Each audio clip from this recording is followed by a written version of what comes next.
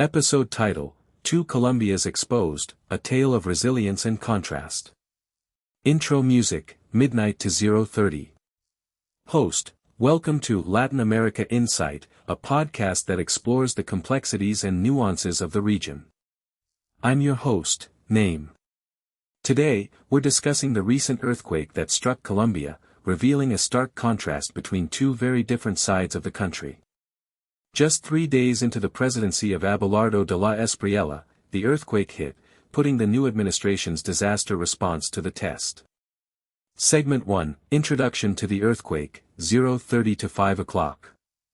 Host, on a fateful day, a massive earthquake shook the foundations of Colombia, affecting over 1 million people and causing widespread destruction.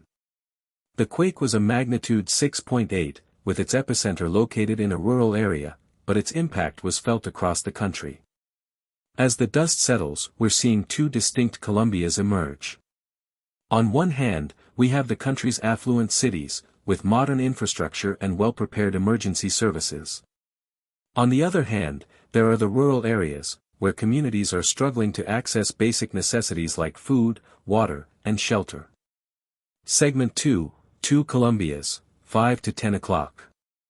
Host, the contrast between these two Colombias is striking. In cities like Bogotá and Medellín, residents are receiving prompt assistance, with rescue teams and aid delivery well coordinated. However, in rural areas, the situation is dire. Communities are isolated, and aid is slow to arrive.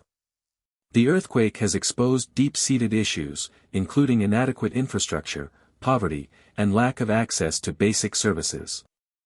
This disparity highlights the challenges faced by President de la Espriella's administration in addressing the needs of all Colombians, regardless of their geographical location.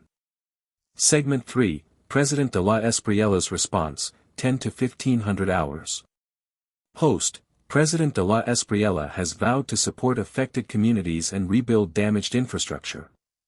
His administration has established a relief fund and deployed military personnel to assist in the response efforts.